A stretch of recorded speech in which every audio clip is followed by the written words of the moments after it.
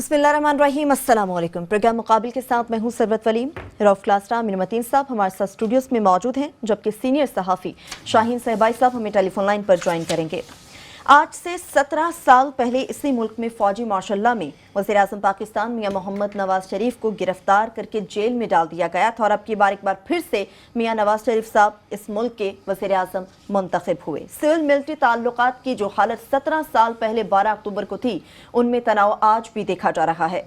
आज हम इस बात पर बहस करेंगे कि इन सियासतदानों ने 17 सालों में क्या सीखा, क्या नहीं सीखा, और क्या कभी पाकिस्तान के अंदर जमहूरियत मजबूत होगी, या फिर आने वाले 17 सालों के बाद इसी तारीख को बैठ के हम यहीं पर इस बात को डिस्कस करेंगे कि आखिर पाकिस्तान में जमहूरियत कब मजबूत होगी।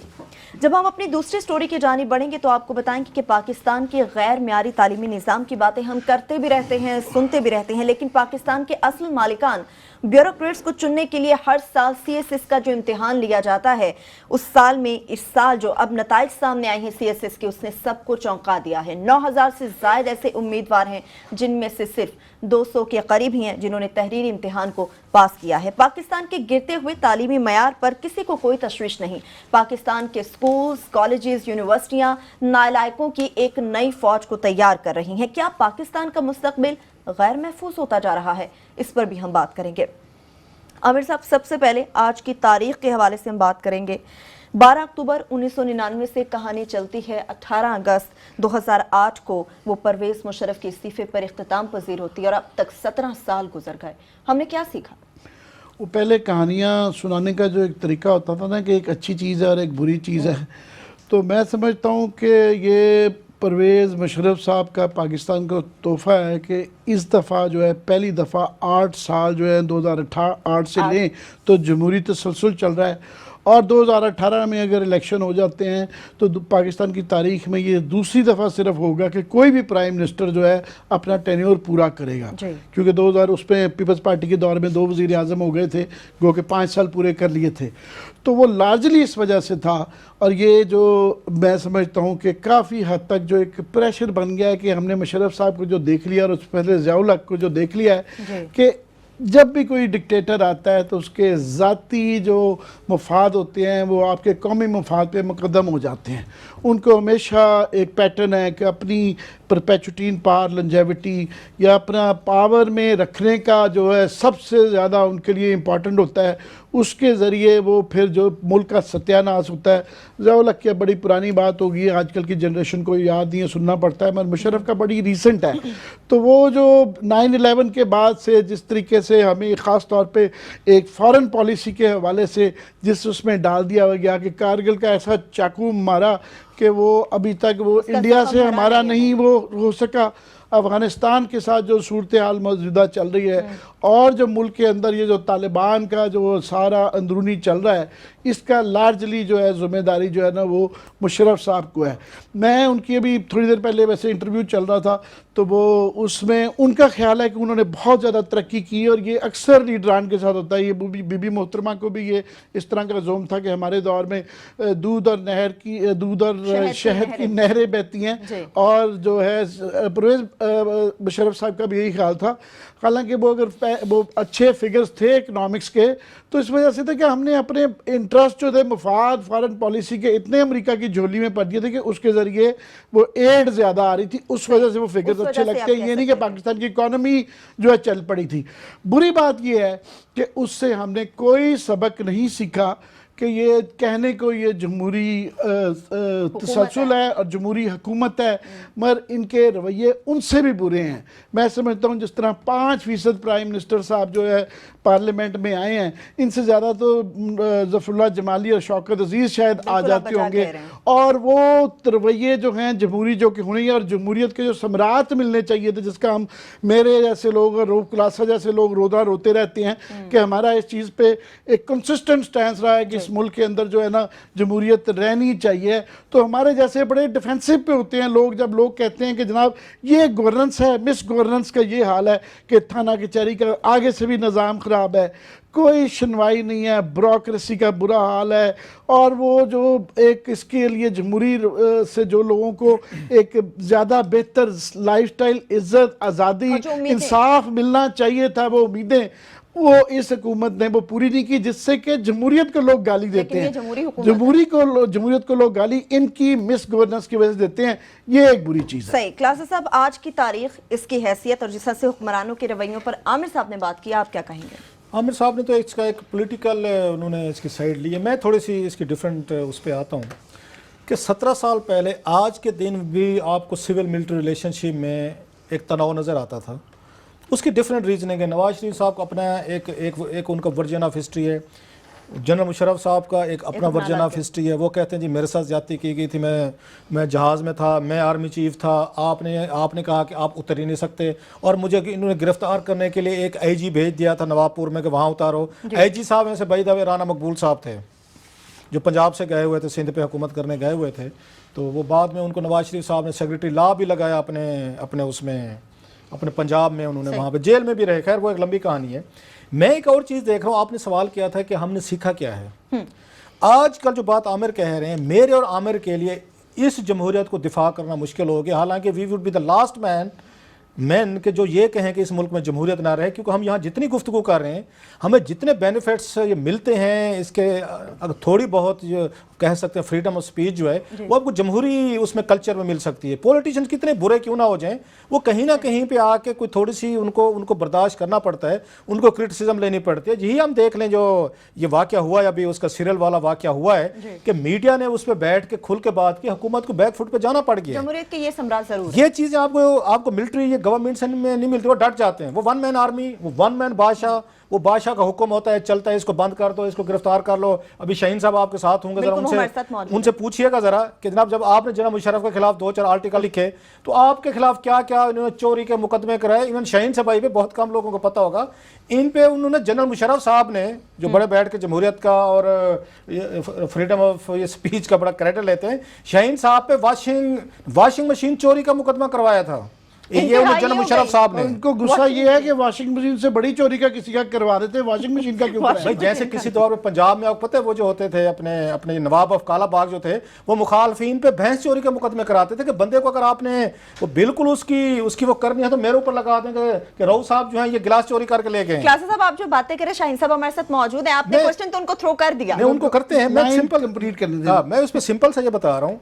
इन 17 सालों में उस वक्त जो रीजनिंग बनी थी इनकी टेंशन की, इनके मियाँ साहब की, उस वक्त के आर्मी चीफ से, ये जो जनरल उस वक्त थे जनरल मुशर्रफ थे, वो वजह ये थी कि जनरल तारिक परवेज जो थे, राजा नादिर परवेज के भाई थे, जो फैसलाबाद से एमएनए भी थे, मेजर भी थे, उनके भाई क्वेटा के वो थे, कोर कमांडर थे। तो ये नवाज शरीफ साहब को बड़ा शौक है कि आप जो लेफ्टिनेंट जनरल्स होते हैं, सिटिंग आर्मी चीफ को एक तरह का डिस्टेबलाइज करने के लिए, सिटिंग आर्मी चीफ को कॉर्नर में ले जाने के लिए इनके यहाँ बड़ा शौक है कि खुफिया मुलाकातें करो जर्नलों से, कोर कमांडर से करेंगे, इवन आर्मी चीफ से, जनरल कियानी से। इनकी आपको याद होगा शहबाज शरीफ साहब और चौधरी निसार अली खान साहब की 12 मुलाकातें हो गई थी इलेक्शन से पहले। ये बड़े शौकीन है कि हालांकि इनका काम नहीं है, आप कह रहे हैं पता नहीं आजकल करते हैं कि नहीं करते। मैं अब ये कहना नहीं चाह रहा, अब सुनना चाहते तो फिर सुन लें। मेरी इत्तला ये है कि जनाब 4-5 जो हैं ये वही कार्रवाई शुरू हो चुकी है बहुत पहले की, जैसे ये माजी में भी करते रहे हैं कि ये पहले 6 महीने पहले शुरू कर देते हैं, ये खुफिया मीटिंग्स करते हैं। मैं रिकॉर्ड पे भी लेके आना चाहता हूँ ये बात। मेरे जो मेरी बुक है, मैंने इंतजार रहेगा क्लास नहीं, एक सियासत कई कहानी मैं उसमें लिखा हुआ, लिहाजा चीज रिकॉर्ड पे। जनरल अली कुली खान जो उस वक्त आर्मी चीफ बनने की रेस में थे इनके जनरल मुशर्रफ साहब के साथ साथ, उन्होंने ये कहा हुआ, रिकॉर्ड पे कहा हुआ, जिसको कभी किसी और ने डिनाई नहीं किया। उन्होंने जनाब मेरे पास अनवर जहर साहब थे, इनके प्रिंसिपल सेक्रेटरी नवाज शरीफ साहब के, वो मेरे पास आए थे कि जनाब आपकी नवाज शरीफ साहब से खुफिया मुलाकात करवाते हैं, तो आप उनसे खुफिया मुलाकात कर लें तो आपके चांसेस बन सकते हैं आर्मी चीफ बनने के। तो अली कुली ने कहा थी, मैंने मादरत कर ली कि थैंक यू वेरी मच, मैं खुफिया मुलाकात नहीं करता। उनके बकौल जनरल मुशर्रफ ने खुफिया मुलाकातें की थी। ये जो आज वो बनते हैं ना, बड़ा बताते हैं कि मुझे पता ही नहीं था, मैंने खबरनामा मुलाकात किससे कर ली क्लास साहब? उन्होंने जनाब शहबाज शरीफ साहब से खुफिया मुलाकातें उनकी होती थी, दोस्तियां थी उनके शहबाज शरीफ से भी, नवाज शरीफ साहब से भी उनकी खुफिया मुलाकातें हुई थी। ये आर्मी चीफ ऐसे नहीं बन गए थे। ये आर्मी चीफ बनाने के लिए नवाज शरीफ साहब का बड़ा सख्त ये क्राइटेरिया, बंदा अपना होना चाहिए, अपना होना चाहिए। उसका इंटरव्यू करेंगे, उसको बैठ के जज करेंगे कि कमजोर कितना है, ताकतवर कितना है। यहाँ से दरार पड़ी थी, यहाँ से इश्यूज इनके खड़े हुए थे। खैर ये तो एक अलहदा कहानी है। फिर इनकी क्वेटा के कोर कमांडर जो थे उस वक्त तारिक परवेज, उनसे खुफिया मुलाकात कराई गई थी इनकी नवाज शरीफ साहब की। जिस पे रिएक्ट किया था जनरल मुशर्रफ ने, जी आर्मी चीफ मैं हूं, खुफिया मुलाकातें ये आप कर रहे हैं। हालांकि जनरल मुशर्रफ साहब भी जनरल जहांगीर करामत के होते हुए आर्मी चीफ, वो मसूफ खुद भी खुफिया मुलाकातें कर चुके थे नवाज शरीफ साहब से, थोड़ी ना बताएंगे। जो काम खुद करते रहे थे उसी काम पे वो उनसे नाराज हो गए थे। उनको ये पता चल गया कि शायद जैसे करामत की जगह मुझे बनाया गया था, ये ना हो जाए कि मेरी जगह तारक परवेज ना बने। उस पे इन्होंने प्रेस रिलीज जारी की थी और तारक परवेज को मेरे ख्याल ट्रांसफर भी किया गया था, बाद में रिटायर भी किया गया था। ये एक इनकी टग ऑफ वार बनी थी आर्मी की, लंबी डिटेल में मैं जा सकता हूं। लेकिन अब 17 साल बाद आज फिर मतलब 2-4 रोज के पहले की जो डेवलपमेंट्स हम देख रहे हैं, जो अस्करी इनकी क़यादत है और पॉलिटिकल क़यादत है, दोबारा आपको नजर आ रहा होगा कि वही सिचुएशन इन्होंने पैदा कर दी है कि फौज इन पे मिसट्रस्ट कर रही है। फौजी जरा अब वो उन टीवी चैनल्स को बता रहे हैं कि जनाब कि हमें रिपोर्टर पे कोई मसला नहीं है, हमें बताया जाए खबर किसने लीक की है। के बारे में सेम वही तारक परवेज ये क्वेटा कोर कमांडर वाली स्टोरी आपको रिवाइज होना शुरू हो जाएगी इतने सालों के बाद। 17 साल बाद भी अल्लाह के फजल से मियां साहब जो हैं वो वहीं खड़े हुए हैं जहां से उन्होंने सफर शुरू किया था। उस वक्त उनकी लड़ाई तारक परवेज की वजह से हुई थी, कोर कमांडर क्वेटा की वजह से हुई थी मुशर्रफ से।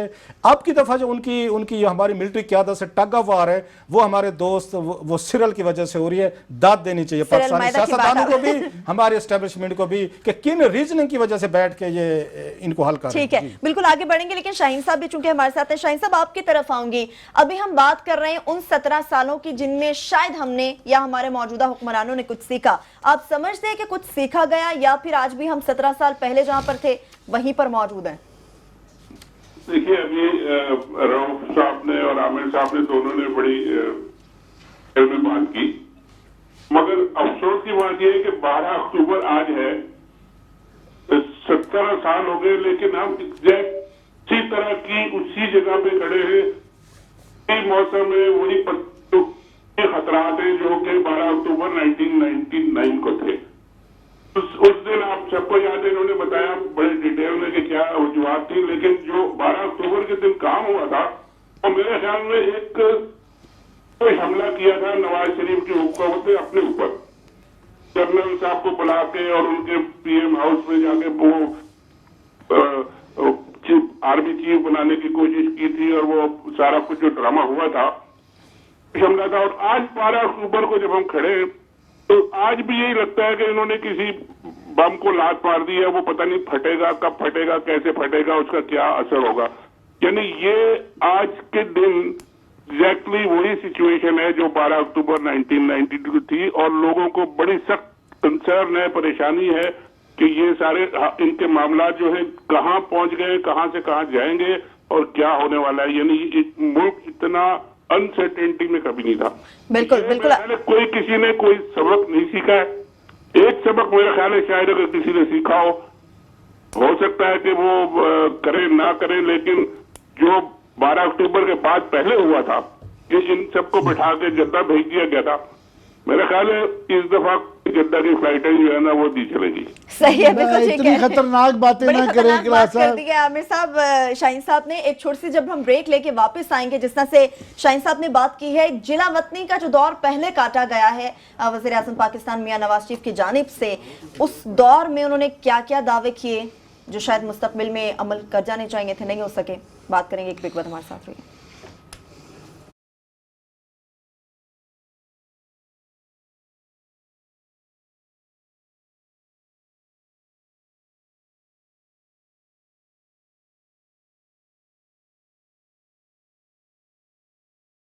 ब्रेक के बाद एक बार फिर से प्रोग्राम में आपको खुशामदीद कहेंगे। क्लासेस साहब, शाहीन साहब ने जाते जाते बड़ी सख्त बात कर दी, जिला वतनी की बात भी कर गए। वो जिला वतनी में दावे भी बड़े किए। मेरा ख्याल है शाहीन सबाई साहब से इस पे फर्दर खुद ही पूछ लेते हैं। शाहीन साहब, मैं तो यहाँ पे ये कह रहा था कि अभी कम से कम जो है ना इस मुल्क में मुशर्रफ साहब का हाल देख के, और इसमें यहाँ किसी का हौसला नहीं है और ना ये मुल्क तैयार है कि कभी आइंदा मार्शल लॉ लगेगा। पर आप हमेशा फिर आप पे इल्ज़ाम लग जाता है कि आप कई दफ़ा इस तरह की बातें करते हैं जिस तरह से इस तरह के अंदेशे जन्म लेते हैं। Please clarify. मार्शल ना लगना चाहिए ना, बिल्कुल हम सख्ती से इसके खिलाफ हैं और सारी उम्र लड़ाई की है। और आपने तो भुगता भी, सॉरी मैं आपकी बात काट रहा हूँ शाहीन साहब, आपने सबसे ज्यादा मार्शल लॉ दौर में भुगता है। मैं जरा पाकिस्तान के लोगों को बता दूं ताकि थोड़ा सा क्लैरिफाई हो जाए कि आप जैसा बंदा जो है वो बिटर क्यों हुआ है।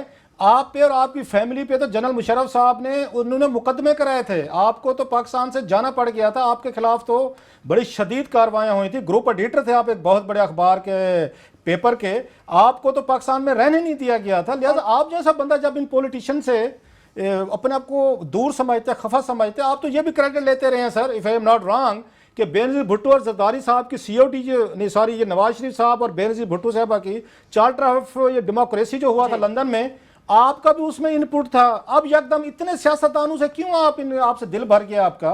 आप हाल मुशर्रफ दौर में आपने भुगता है, नवाज शरीफ साहब से बड़ा आपके अच्छे तल्लुकात थे, बीबी से थे, इवन जरदारी साहब थे, ऐसा ऐसा एक एक करके अब सबके दुश्मन हो गए सर। नहीं, कोई दुश्मन नहीं हुआ। मैं बिल्कुल जमहूरियत के खिलाफ नहीं हूँ, ना मैं मार्शल लॉ चाहता हूँ, ना मैं किसी को ये इनकरेज कर रहा हूँ, ना ये बिल्कुल अगर कोई इंप्रेशन है तो मैं इसको बिल्कुल रिजेक्ट करता हूँ। लेकिन एक बात मेरी आप जरूर सुने, मैंने लड़ाई की, मुशर्रफ के साथ भी लड़ाई की, इन सब जो गैर जमहूरी हुकूमतों के साथ भी हम सब मिल के खड़े हुए सारे। मतलब जमहूरियत जिसके लिए हमने इतने लड़ाइयाँ की, चार्टर ऑफ डेमोक्रेसी भी आप बता रहे हैं और सारा कुछ किया, उस जमहूरियत ने आके अपने आप को स्टैब्लिश करने के लिए क्या किया? मुझे आपके पर्चे भी हुए, आप पे वॉशिंग मशीन चोरी के जनरल मुशर्रफ ने पर्चे भी हम चाह रहे हैं कि थोड़ा सा ये बता दें कि यहाँ एक तबका है जो ये कहता रहता है कि जनाब मुशर्रफ के दौर में मीडिया बड़ा आज़ाद था और ये उनका तोहफा है, हालांकि वक्त की ज़रूरत बन गई भी थी। और आपने और वो वाकई कि वो चंद लोगों ने वो सिलेक्ट करके जिनको ये फंसाया गया था और जिनको ये ज़ाती तौर पे पता है कि मुशर्रफ के दौर में मीडिया कितना है, उस पर ज़रा अपने वाकई की बताते हुए रोशनी डालें प्लीज़। देखिए, मेरे खिलाफ मैंने रिजाइन करके मैं यहाँ आ गया था और फिर मैंने आके यहाँ एक वेबसाइट शुरू की थी जिसमें आप खुल के हम लिखते थे और मुशर्रफ के खिलाफ बहुत कुछ लिखा। उन्होंने तंग आके मेरे खिलाफ वहाँ पे एक मुकदमा FIR कटवाई कि जी 1.5-2 साल पहले इन्होंने किसी के घर से जाके वॉशिंग मशीन चुराई थी। मुझे हंसी भी आई, लेकिन हंसी आने से तो कोई मसला हल नहीं होता। 3 साल तक उन्होंने मेरे फैमिली के, मेरे इन लॉज के, उनके बच्चों को पकड़ के रखा और रऊफ साहब तो बहुत हमारी मदद की, डॉक्टर जफर अल्ताफ साहब ने बहुत मदद की और लड़ते रहे हम लोग, और ये लोग आप लोग लड़ते रहे। आप लोगों की मदद से 3 साल बाद वो सारा का सारा केसेस बाहर निकाल दिए गए, लेकिन 3 साल सफर किया और आज तक मैं सफर कर रहा हूँ। यानी जो फैमिलीज उस वक्त इफेक्ट हुई थी सारी, उनको 12-13 साल हो गए। हम लोग यहाँ से बैठ के अमेरिका से और पाकिस्तान से उनको सपोर्ट करते हैं, वो अपने पैरों पे अभी तक नहीं खड़े हो सके। तो सब बातें हैं अपनी जगह, ठीक है, लेकिन मैं जो बात कह रहा था ना वो मैं वापस आता हूँ। जब आ गई, मुझे बताएं कि जमहूरियत के अंदर जो चेक एंड बैलेंस होते हैं, जमहूरियत के अंदर जो एक सिस्टम होता है कि जी अगर कोई गड़बड़ हो रही है, अगर कोई काम ठीक नहीं कर रहा है, उसको जमहूरियत के अंदर ही रोकना चाहिए। और सिस्टम किधर है आपका? ब्रेकिंग सिस्टम किधर है? आपकी गाड़ी भाग रही है, आपके पास ब्रेक ही नहीं है या है तो कोई लगाने वाला नहीं है, इसकी वजह से ये सारे मसले क्रिएट हो रहे हैं। बिल्कुल आप सही कह रहे हैं। मैं इसलिए ख़ास तौर पे मीडिया की तरफ बार बार आ रहा हूँ कि मुनासिब नहीं ये लगता, मगर वो हमारे जैसे लोगों ने भी 2 साल जो बेरोज़गारी काटी हुई, और उस ज़माने में मुझे याद है कोई अखबार, कोई मीडिया हाउस आपको याद है नौकरी नहीं देता था। वो साफ कह रहे थे, ये शेख रशीद साहब उस ज़माने में इंफॉर्मेशन मिनिस्टर थे, इन्होंने साफ कहा कि भाई साहब आपके जो है ना ऑर्डर वो बड़ी ऊपर से आए हैं, तो हमारे हाथ बंधे हुए हैं। तो वो जिन लोगों ने वो ज़माना देखा हुआ है और सिलेक्टिवली जिनको शिकार किया गया, तो जब ये मीडिया की आज़ादी उस ज़माने की बात करते हैं तो फिर वो आग लग जाती है। मगर यस, आप सही कहते हैं कि जो चेक्स की आजकल बात है, सिर्फ ये आज की एक खबर मुझे पढ़ के कल से तशवीश हो रही है कि जनाब वो नेपरा का आप कानून बना रहे हैं, नया ला रहे हैं कि रेगुलेटरी बॉडीज़ जो है 1-2 जो रह गई हैं, पहले जितने भी आप जो चेक्स की बात कर रहे हैं कि स्टेट बैंक जो है, जो कि रेगुलेटरी बॉडी है, उसको एक बिल्कुल एक रबर स्टैम्प पहले बना दिया हुआ है। SCCP ये ऑगरा से उन्होंने ये जो 14% इंक्रीज़ ऑलमोस्ट फोर्स करके करवाई है, और ये अब नेपरा आखिरी इदारा रह गया था। अभी पता चल रहा है कि वो उस तरह काबू नहीं आ रहा था, तो नया कानून लेके आ रहे हैं वो कि जनाब जिसके ज़रिए वो बिजली के जिस मर्जी मुताबिक आम आदमी में बोझ मजीद से मजीद डाल सकें। शहीन साहब, इससे पहले कि आप इस पर बात करें, मैं ज़रा आमिर मतीन साहब ने बात की है फ्रीडम की कि जनरल मुशर्रफ के दौर में ऑफ कोर्स बहुत सारे लोगों ने सफ़र किया है, एक लंबी डिटेल है, लेकिन जो आजकल हम देख रहे हैं यहाँ पे सिचुएशन, जो पॉलिटिशियंस आए हैं उन्होंने अगर डंडे के जोर पर आमिर इनको आके मीडिया को चुप कराने की कोशिश की है कि शाहीन सबाई साहब जैसे लोग थे और बड़े लोग थे जिनके खिलाफ कार्रवाई आपके खिलाफ हुई, मैंने उस वक्त नहीं किया, 2-3 साल आपको नौकरी नहीं करने दी गई क्योंकि आपने वाशिंगटन से एक स्टोरी कर दी थी कि जनाब के जो पाकिस्तानी डेलीगेशन गया था वहाँ पे, या अमेरिका गया था, तो उसमें 1-2 जर्नेल भी थे और जिनके जूते उन्होंने उतरवा के 9/11 के बाद तलाशी ली थी, जिसके बाद आपकी वो नौकरी से फारिग हो गए थे।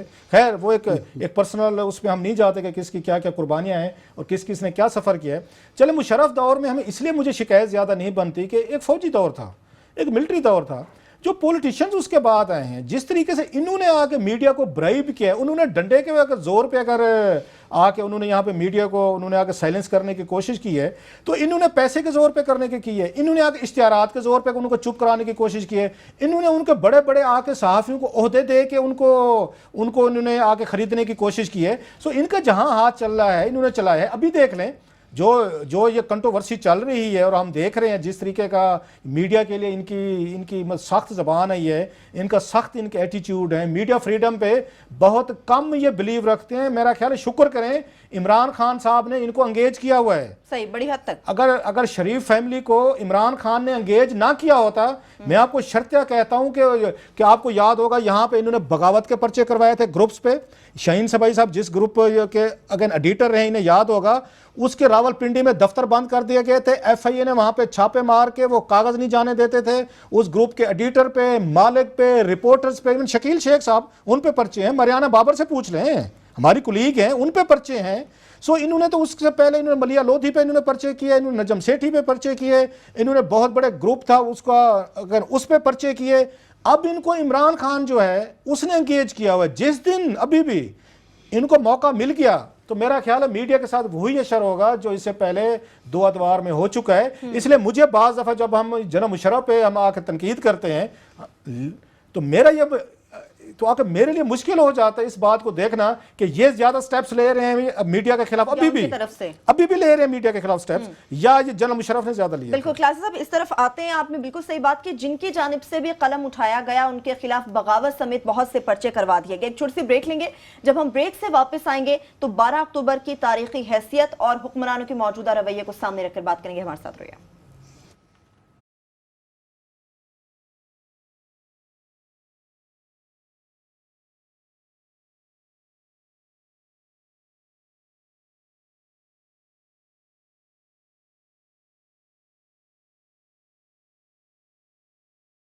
ब्रेक के बाद आपको प्रोग्राम में एक बार फिर से हम खुशामदीद कहेंगे। आमिर साहब आपकी तरफ आऊंगी, मीडिया फ्रीडम के ऊपर चूंकि हम बात कर रहे हैं, आप समझते क्या वाकई ऐसा है कि इमरान खान अगर हालिया हुकूमत को इंगेज ना करें तो मुशर्रफ दौर और हालिया गवर्नमेंट के अंदर मीडिया फ्रीडम में फ़र्क मुश्किल हो जाएगा? नहीं, वो इमरान खान का हम इसलिए कह देते हैं कि हम 30 साल से नून लीग वालों को देख रहे हैं, इनके अंदर कभी भी बर्दाश्त का रवैया ना, हर दौर की दास्तानें हैं जो ये चंद तो क्लास साहब ने बयान की हैं, मैं और शाहीन साहब भी इस तरह की 10 और कर सकते हैं। तो अभी ये थोड़ा सा अपोजिशन के प्रेशर की वजह से ये हमारी तरफ अटैक नहीं कर रहे हैं। इमरान खान वरना अगर इनके बस चल रहा हो तो ये जो टीवी पे ये जो हम बातें कर लेते हैं ये बिल्कुल नहीं है। अभी भी जहाँ से तरीके से कर रहे हैं, बड़ा सटल तरीके से कर रहे हैं, मगर अभी लार्जली छोड़ा हुआ है, शायद वक्त का इंतज़ार कर रहे हैं या राइट टैक्टिक्स का इंतज़ार कर रहे हैं, व्हाटएवर। मगर मैं खुद एक्चुअली रऊफ से भी और शाहीन साहब से भी जो है ना ये समझना चाह रहा हूँ कि इमेजिन नहीं किया जा सकता कि ज़ाहिर है प्राइम मिनिस्टर नवाज शरीफ ये तीसरा दौर है। वैसे तो कहा जाता है कि जनाब 64-65 के उम्र में कौन बदलेगा, मगर फिर भी सोचते हैं कि जनाब 30 दफ़ा वज़ीर आज़म बन रहे हैं तो लाजमी कुछ ना कुछ सीखा होगा। मगर मुझे जो याद पड़ता है शाहीन साहब आपसे ख़ास तौर पे पूछ रहा हूँ कि 97 की जो हुकूमत थी, दूसरी दफ़ा जब प्राइम मिनिस्टर बने थे नवाज शरीफ साहब, तो उस वक्त हालांकि हैवी मैंडेट था मगर फिर भी गवर्नेंस के अंदर बड़ा गरूर था, मगर ज़ाती रवैयों में नहीं था। हमें खाना वाना भी कभी खिला देते थे, लोगों से मिलते भी थे, एक्सेसिबल भी थे, और थोड़ा सा एक सारी हुकूमत पर रिफ्लेक्ट करता था कि इनके लोग भी सारे मिलते जुलते थे। अभी तो टोटली एक आइसोलेशन है, एक्सेस नहीं है। वो बस ख़ास एक हेलीकॉप्टर ग्रुप होता है जो कि बीट रिपोर्टर जो कि हर दौर में हर बादशाह के साथ होते हैं, उनके अलावा किसी से मिलना जुलना नहीं, कोई एक्सेस नहीं, बल्कि जो बुनियादी आपको और हमें इंफॉर्मेशन की ज़रूरत होती है या गवर्नमेंट का पॉइंट ऑफ व्यू लेना होता है, उसके लिए भी एक्सेस नहीं मिलती है। तो मैं ये समझना चाहता हूँ कि ये क्यों है, कि ये सेहत के मसाइल हैं, प्रेशर में हैं, या बस ये कोई स्ट्रैटेजी है? आप काबिल भरोसा नहीं है, हाँ, ये बेहतर है, आप काबिल भरोसा नहीं है। अपने आप को इस काबिल करें कि आपको बुला के आप पे भरोसा करके आपको बातें बताई जाएं या खबरें दी जाएं। जी शाहीन साहब, सॉरी। शाहीन साहब पहले आपसे। जी, बात यह है कि देखिए, जितना नवाज शरीफ ने गुजारा है, तीसरी दफा वो वजीर आजम बने, 2 दफा वो वजीर आजम बनने के बाद हटाए गए। अब उनको ये मेरे ख्याल है यकीन हो गया है कि जी आप मुझे हटा दें, निकाल दें, एग्जाइल में भेज दें, लेकिन मैं वापस आ सकता हूं, और मैं अपने पॉपुलैरिटी की वजह से और लोगों की सपोर्ट की वजह से और अपने जो मेरे अंदर ग्रेट है या स्ट्रेंथ है उसकी वजह से मैं वापस आया हूं। और ये उनका ओवर कॉन्फिडेंस है जिसकी वजह से वो एक जमहूरी सिस्टम में एक डिक्टेटर की तरह काम कर रहे हैं। अब मुझे ये बताइए कि अगर जमहूरियत जो है वो खुद ही डिक्टेटरशिप में तब्दील हो जाए और सारे दरवाजे आप बंद कर दें, सारे इंस्टीट्यूशंस को आप इनइफेक्टिव बना दें, फिर डिक्टेटरशिप में और जमहूरियत में फर्क क्या रहता है? सिर्फ ये कि आपको इलेक्ट कर दिया, उसके बाद आपको लाइसेंस दे दिया to loot, plunder, kill, do whatever you like, और कोई पूछेगा नहीं आपको।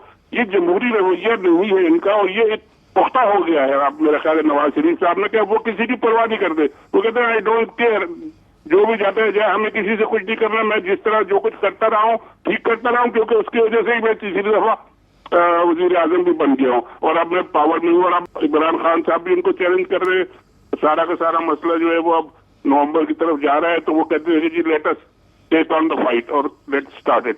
तो ये एक रवैयों की बात है, इनको समझ आना चाहिए कि जमहूरियत को चलाने के लिए इस तरह के रवैये ठीक नहीं है। आप डिक्टेटर ना बने, जमहूरी लीडर ही रहे और जमहूरियत के तरीकों से ही चलाएं, तो ये चलेगी जमहूरियत। जी क्लासा साहब, ये शाहीन साहब ने जो बात की है कि जो चेक्स एंड बैलेंसेस जमहूरियत में आपको नजर नहीं आ रहे यहाँ पे, जो मेरा एक व्यू रहा है पिछले 15-16 साल, मुझे भी हो गए पार्लियामेंट की रिपोर्टिंग इसको करते हुए, कि आपके पार्लियामेंट के अंदर अगर अपोजिशन एक्टिवली अगर रोल अदा करे तो बड़ी हद तक जमहूरियत चलती है। जमहूरियत चलने के लिए 2-4 चीज़ें बड़ी ज़रूरी हैं। आपका मीडिया फ्री एंड फेयर होना चाहिए। हम कल आपको एक ना वीडियो दिखाएंगे अमेरिका की, ये आज हमारे पास वो नहीं है कि आज आपको दिखाएं कि फ्रीडम ऑफ एक्सप्रेशन क्या चीज़ होती है। दुनिया के मुल्क ऐसे बड़े नहीं बन जाते, ये जमहूरियत ऐसे नहीं आ जाती होती कि लोगों को बोलने की कितनी आज़ादी दी जाती है। कल हम आपको एक यहाँ पे ना एक वीडियो दिखाएंगे, रॉबर्ट डेनेरो की, जो उस पर हम आपको कल आके उस पर दिखाएंगे। यहाँ पे आपके साथ जो प्रॉब्लम हुआ है कि अपोजिशन मिल गई है। अपोजिशन क्या थी? अब पीपल्स पार्टी सबसे बड़ा एहतसाब कर सकती थी, सबसे बड़ा रोल अदा कर सकती थी पार्लियामेंट में इस जमहूरियत को स्ट्रेंथन करने के लिए। पीपल्स पार्टी ने वीक किया। ये लाख कहते रहे हमने स्ट्रांग किया, नो, पीपल्स पार्टी ने जमहूरियत को स्ट्रांग नहीं किया, इन्होंने इदारों को मजीद रिग्ड किया है, मजीद कमजोर किया है। उसकी रीजन क्या थी? गिलानी साहब पे केसेस आना शुरू हो गए, उन पे स्कैंडल, राजा परवेज अशरफ साहब पे आना शुरू हो गए, जरदारी साहब पे, वो वैसे आपको पता है उनके जन्म से उन पे मुकदमे बनते रहते हैं, मुख्तलिफ अदवार में बनते रहते हैं। लिहाजा उन लोगों ने आके पावर में जो उनके दौर की करप्शन, उसके ऑडिट पैरे आ रहे हैं, उसकी रिपोर्ट्स आ रही हैं।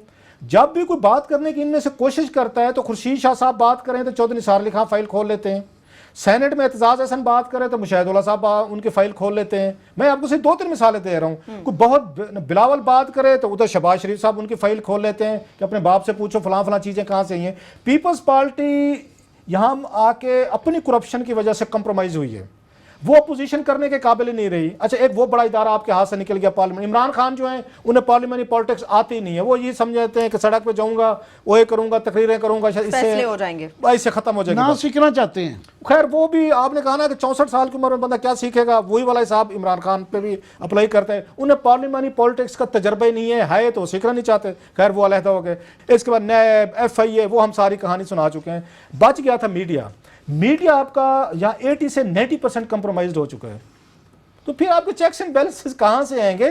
जमहूरियत इससे वीक होगी, इससे स्ट्रांग नहीं होगी। भाई असदुर्रहमान ने पूछ लिया मियां साहब से, एक MNA ने पूछ लिया, जो MNA का हशर किया कि वो आपके सामने है, उसका हक भी था। या कोरम नहीं आते, मियां साहब पार्लियामेंट नहीं जाते, वजीर इनके वहां पे उसमें इजलासों में नहीं बैठते। किसी वजीर से आप बात करके देखें, टीवी पे आपके साथ बदतमीजी पे उतर आते, अगला बात करने का मतलब आप डर के मारे सवाल नहीं पूछ सकते। वहाँ पे मैं आपको बार बार क्यों बता दूं, आरिफ अलवी साहब ने वहाँ नाम ले लिया था इसहाक डार का उसमें उस पीएससी में, सर माफी मांगनी पड़ गई थी आरिफ अलवी साहब को, सारे पढ़ गए उनको कि जरूरत क्यों हुई आपका नाम लेने की, ये मतलब जमहूरियत की बातें कर रहे हैं। फिर भी माफी मांगो। जी आमिर साहब, आप लास्टली कुछ कहेंगे, फिर हमें ब्रेक की तरफ जाना होगा। मैं बिल्कुल ये जो है बात के वो हुकूमतों पे, अच्छे मुआशरों में और डेमोक्रेसीज में, जमहूरियतों में, हुकूमतों में छोड़ा नहीं जाता, ये अपोजिशन होता है, उनके लिए मजबूरी ऐसे हालात क्रिएट किए जाते हैं कि उनके ऊपर चेक्स रखें। And I agree with this कि ये दुनिया भर में अभी वैसे ही लोग हुकूमतों पर भी नहीं रहते एक्चुअली, तो अभी अदारे इतने मजबूत हो जाते हैं या सिविल सोसाइटी इतनी मजबूत हो जाती है कि वो कोई भी प्राइम मिनिस्टर रहे या सदर रहे, उससे आम आदमी को इतना फर्क नहीं पड़ता।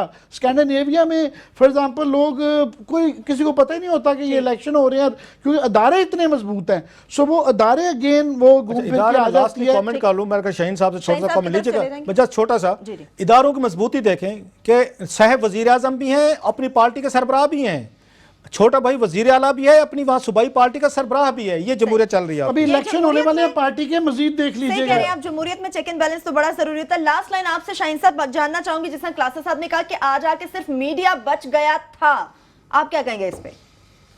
देखिए मीडिया, अब रऊफ साहब ने बिल्कुल ठीक कहा कि जी 80-90% मीडिया जो है उन्होंने किसी न किसी तरह अपने काबू में कर लिया है, लेकिन इसका ये मतलब नहीं है कि मीडिया अपना काम करना छोड़ दे। जो भी जहाँ पे भी जिस तरह भी बात कर सकता है, लिख सकता है, कह सकता है, वो हमें करते रहना चाहिए।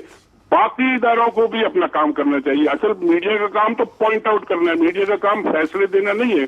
बाकी इदारे जो है वो अगर सारे अपना काम छोड़ दें तो फिर तो ये एक वो फ्रेट ट्रेन है जिसमें कोई ब्रेक ही नहीं है, बस चल रही है, जहां जाके टक्कर जिसको मार दे, उसके अलावा और कोई इसका नतीजा नहीं निकल रहा। लेकिन इनको खुद सोचना चाहिए कि इसको कंट्रोल में रख के डिक्टेटर की तरह नहीं, जमहूरियत के तरीकों से कंट्रोल में करके चलाएं, तो ये चलती रहेगी, वरना इसका निजाम फिर ठीक नहीं होगा। बिल्कुल, जमहूरियत को अगर चलाना है, और जो मीडिया की आपने बात की है, मीडिया को सबसे पहले अपने दरमियान जो तकसीम है उसको खत्म करना होगा। जमहूरियत के लिए आप जैसे अजीम लोगों ने जितनी बड़ी कुर्बानियां दी हैं, आखिर उस जमहूरियत ने खुद को कितना एस्टेब्लिश किया है। सीनियर सहाफी शाहीन साहब हमारे साथ मौजूद थे, आपके कीमती वक्त का बेहद शुक्रिया। एक छोटी सी ब्रेक लेंगे, वापस आएंगे तो पाकिस्तान के गिरते हुए गैर मेयारी तालीमी निज़ाम पर बात करेंगे। हमारे साथ रहिए।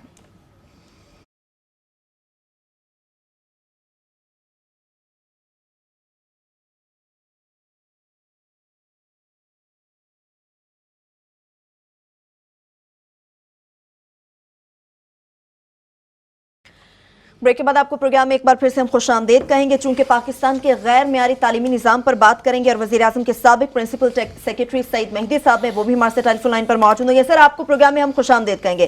क्लास साहब, आपकी तरफ आऊंगी। पहले हम गवर्नेंस का रोना रोते रहते हैं, लेकिन गवर्नेंस बिगाड़ने में हमारे ब्यूरोक्रेट्स का कितना बड़ा हाथ है, मैं चाह रही हूं तफसीर आप हमारे साथ शेयर करें। थोड़ी सी एक छोटी सी खबर आपके साथ जो आई है और पड़ी अगेन, क्योंकि सिविल मिलिट्री रिलेशनशिप बड़े ख़राब चल रहे हैं, बाकी पॉलिटिकल इश्यूज़ हैं, जो की इश्यूज़ हैं वो आके इस डिबेट में दब जाते हैं। मैं एक ये कहने को छोटी सी खबर है, लेकिन इस पूरे मुल्क का जो अलमिया है ना आपको एक्सप्लेन करती है कि इस साल CSS जो है, जो एग्ज़ाम है जिस पे आप आके ब्यूरोक्रेसी सेलेक्ट करते हैं, जो मुल्क को चलाती है, यहाँ पे 9,643 उम्मीदवारों ने शिरकत की, तकरीबन 10,000 लगा लें, ऑलमोस्ट 10, और 19,000 ने फॉर्म लिए थे। उनमें से 19,000 में से सिर्फ 9,600 समथिंग जो है इम्तिहान में अपेयर हुए, सिर्फ उसमें से 202 पास हुए हैं। 2% मुश्किल से 2%, जो 100 उम्मीदवारों में से सिर्फ 2 पास हुए हैं। ये इतनी बड़ी है कि मेरा ख्याल सेटबैक, इस मुल्क का लिटरेसी रेट ऑलरेडी हम रिपोर्ट कर चुके हैं 2% गिर चुका है पूरे मुल्क में, सिंध में 4% गिरा है।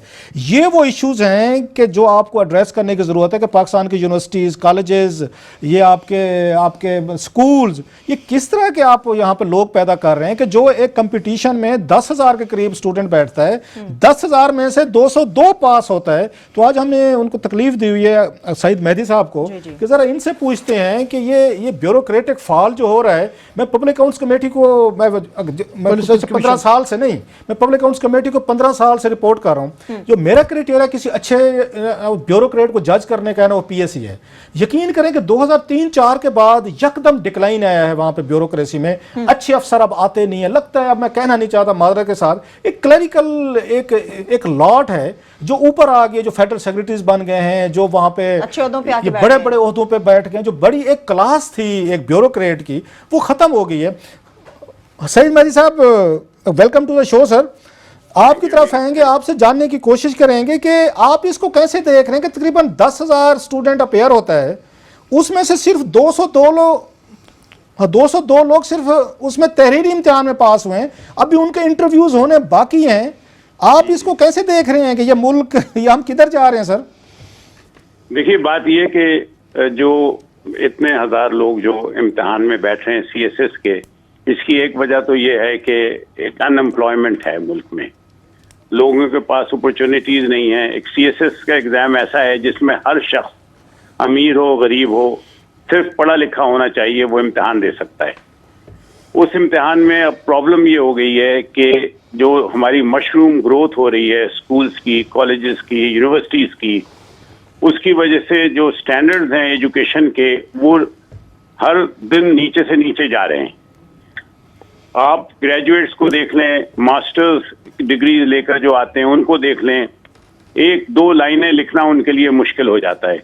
तो इस चीज़ की आप, ठीक है, ये परेशानी और जो आपने अभी इजहार किया है कि इतने हजार लोग बैठे और उसमें से सिर्फ चंद 100 पास हुए, इसमें एक चीज़ तो आप अप्रिशिएट करें कि कम से कम पब्लिक सर्विस कमीशन ने अपने स्टैंडर्ड जो हैं वो लोअर नहीं करे, और जो लोग पास नहीं हो सके वो इस काबिल नहीं थे कि वो CSS के एग्जाम में पास होते।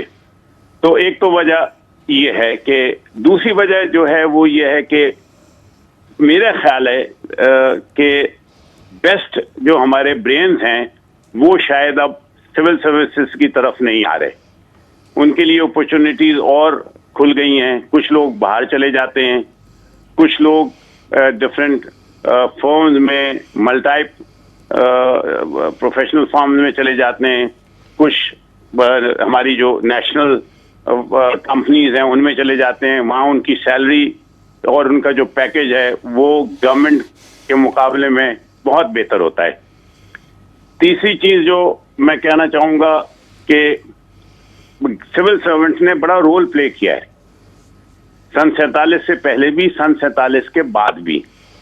और आप अगर तारीख आप तो पढ़ते हैं माशाल्लाह, आप तारीख देखें तो जब ये कोलिशन गवर्नमेंट बनी थी मुस्लिम लीग की और कांग्रेस की, तो जो मुस्लिम लीग ने पोर्टफोलियो लिया था वो था फिनेंस का। उस वक्त सिविल सर्वेंट थे चौधरी मोहम्मद अली, जो फिनेंस मिनिस्ट्री में लियाकत अली साहब को असिस्ट कर रहे थे। उन्होंने वक्त डाल दिया था नेहरू को, सो मच सो कि नेहरू एंड कांग्रेस फ्रस्ट्रेट हो गई और उन्होंने कहा कि यार ले लो पाकिस्तान, हमारा पीछा छोड़ो। वो अलग चीज है कि Chaudhry Mohammad Ali involve himself in politics, Ghulam Mohammad involve himself in politics, Sikandar Mirza हुआ गुड सिविल सर्वेंट और बड़े अच्छे कामयाब पॉलिटिकल एजेंट माने जाते थे, he also involve himself in politics. और पॉलिटिक्स में आके उन्होंने अपने आप को भी बदनाम किया और ब्यूरोक्रेसी को भी बदनाम किया। बात यह कि ब्यूरोक्रेट्स को सबसे जो जरूरी चीज है जिसकी वजह से आप बेस्ट ब्रेन्स जो हैं वो आएंगे सिविल सर्विसेज में, वो है सिक्योरिटी। आप देखें जो स्क्रीनिंग होती रही हैं डिफरेंट पीरियड्स में, यूं खान आए, उन्होंने निकाल दिए सिविल सर्वेंट्स बगैर इन्वेस्टिगेशन, बगैर इंक्वायरी। याया खान आए, उन्होंने निकाल दिए सिविल सर्वेंट्स। भुट्टो साहब आए, वो 313 और 303 की लिस्टें बन गई। फिर कॉन्स्टिट्यूशन मिला, बड़ी खुशकिस्मती की बात है कि मुल्क को कॉन्स्टिट्यूशन मिला, लेकिन कॉन्स्टिट्यूशन में जो सिविल सर्वेंट्स की कॉन्स्टिट्यूशनल गारंटीज थी वो निकाल दी गई। A civil servant had no security of service, no guarantee of service. जो civil servant who should be servants of the state, they became servants of the rulers. और यहां से ट्रेजेडी शुरू होती है कि जो शख्स जिसमें नो कहने की हिम्मत ना हो वो फिर समझे कि घर चला जाएगा। हाल ये हो गया है सिविल सर्वेंट्स का कि वो लकीर के फकीर हो गए। वो कहते हैं जी दस्तखत ही ना करो, नीचे से जो फाइल आए बस उसको एज इट इज ऊपर घुगी लगाओ और भेज दो। मैं सईद मेहदी साहब, आज 12 अक्टूबर है जी जी, और 17 साल पहले, क्योंकि आप भी उन लोगों में से जो उठाए गए थे और बाद में जेल में डाल दिए गए थे, तो हम बात कर रहे थे उस हवाले से, और हमने बहुत पॉलिटिशियंस को आपके ज्वाइन करने से पहले लताड़ा कि पॉलिटिशियनों ने कोई सबक नहीं सीखा और क्या क्या क्या इस तरह की बातें। मगर मैं जो सुन उसमें रहा था, मिसिंग पॉइंट मैं था आपका वो कि प्रोग्राम सुन सबसे रहा था। ज्यादा कॉमन डिनोमिनेटर तो ब्यूरोक्रेसी रही, कि जो इस सत्यानाश होने में उनकी भी ये बहुत बड़ी कंट्रीब्यूशन है। तो हम उसको ये CSS के इम्तिहान से लिंक कर रहे थे। आपने कहा कि ओवरऑल मुआशरे में नेतात और तालीमी निज़ाम में नेतात है, उसकी रिफ्लेक्शन और जो है बाकी दूसरे ओहदे भी क्योंकि आ गए हैं तो बेस्ट क्रीम नहीं आती।